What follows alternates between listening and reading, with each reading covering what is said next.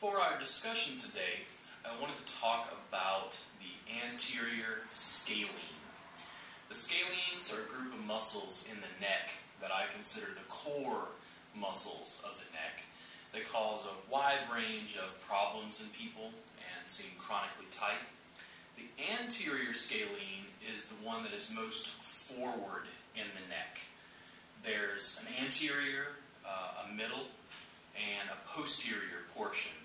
We're just going to cover the anterior today, the one that's in the very front. And for palpation, you want to find the SCM, or sternocleidomastoid. It connects at the mastoid process. There's a small bony protuberance just behind the ear, and it goes down and over to the sternum, sternocleidomastoid. If you have problems trying to find the muscle, you can provide resistance and press. You'll notice that this guy pops out. That's the SCM. You have one on either side. If you contract both SCM, it pulls the neck forward.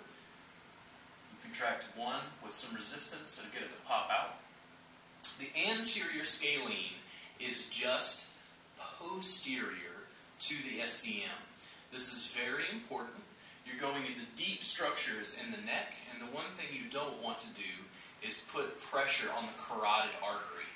If I go in to feel somebody's pulse, you can usually very quickly find it, just with some broad pressure.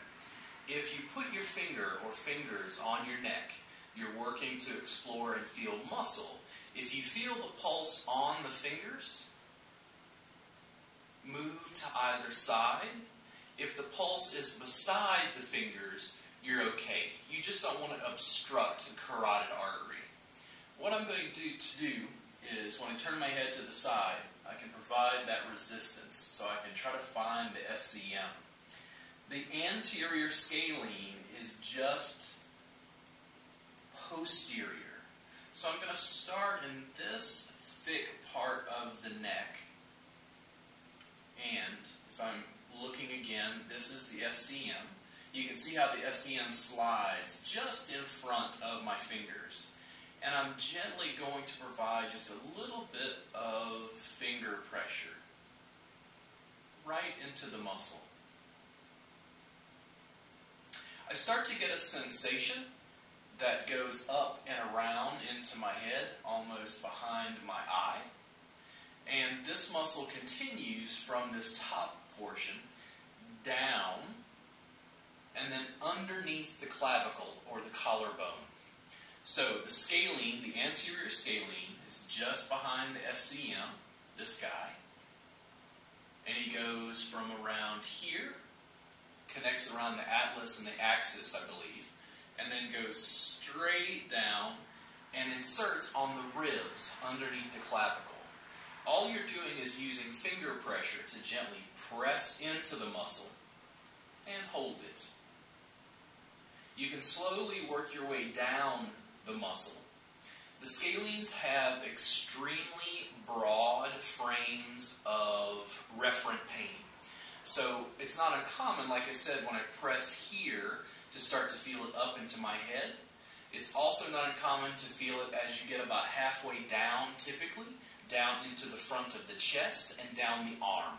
It's common for people to tell me they feel it in their shoulder blade, they feel it down to their elbow, they feel it to their forearm, and then eventually down even into their fingertips. For palpation's sake, again, sternocleidomastoid. I'm going to go a little bit lower this time. I'm just behind the SCM. I'm going to apply a little bit of pressure. And in my case, I'm also going to move my head just a little. I'm trying to feel my carotid artery is not being impinged or pressed on. And I'm starting to get a little bit more sensation down my arm. I'm going to slide down just a little. Again, posterior, just behind the SCM, the sternocleidomastoid. And I'm I'm getting a much stronger sensation going down into my chest. Slide down just a bit more. When I'm pressing on this muscle, on most people, it does not feel soft. I jokingly tell people that if I took a picture of one of the Terminators from the Terminator series and drew a circle around one of their necks, that's what your scalene looks like. It almost feels like an iron bar, even though it's a muscle. The scalenes don't have a lot of places to go. You can't really slide them to one side or the other. When I'm pressing the muscle directly into my cervical spine, directly into the vertebrae. Now I'm feeling that more down my arm. I'm going to slide down just a little bit more, still anterior. The pressure can be exquisitely tender, but it's never supposed to feel painful. I simply hold pressure until I start to get sensation. If my hands get tired, I just stop, take a break. I can always switch hands if I want. I can also go to the opposite side. Again, sternocleidomastoid. I'll provide a little bit of resistance. I'm going to slide just behind the SCM. Don't be surprised if it's more tight on one than the other. Sensation back, up, and around, almost around temporalis in the skull. Slide down just a little. These muscles can feel a little invasive when you first work on yourself or work on someone else. If you look at my blog post, I'll include some additional photos and some anatomy to make it easier for you to work on these. For people who have thoracic outlet syndrome or carpal tunnel syndrome, they're often having problems with these muscles. And that spot on me is, you can feel it running down my shoulder, down into the arm. The anterior scalene, because of its location, you have one on either side. The anterior scalene tends to pull the head forward. I see it often in people who work on computers because almost down to my wrist. One more. A little bit lower. Much tighter on my left side, but I'm left-handed, left dominant, maybe using my left side a little bit more. What I was saying about computer posture is that people lean their head forward. And due to the connections at the atlas and axis on the ribs, what happens when this muscle shortens is it pulls the head forward. What will happen is if I'm working with someone on a table and I'm pressing into their scalene, the scalenes feel tight. I will hold pressure at a comfortable level for the receiver.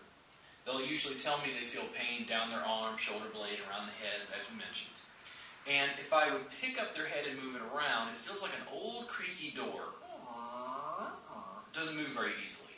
If you work on the scalenes on either side of the neck, you can pick up their head and it moves very easily. It feels like the muscles running along the neck are squinched, and when you release the trigger points in them, the neck is longer. It allows more movement of the vertebra, of the cervical spine. Again, anterior scalene, you start with it. It's the easiest to find and palpate. You go very slow.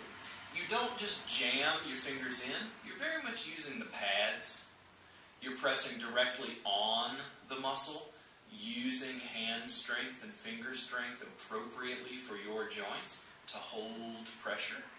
Once you've worked on yourself, you can slowly work on someone else. Just remember to stay behind the SCM. If you get up to the front of the SCM, is where you get to the carotid artery. So we use this landmark of the sternocleidomastoid to stay behind into the anterior scalene. Huge referent pain.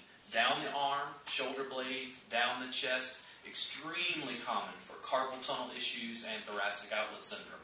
I'll see you again soon on Robert Gardner Wellness.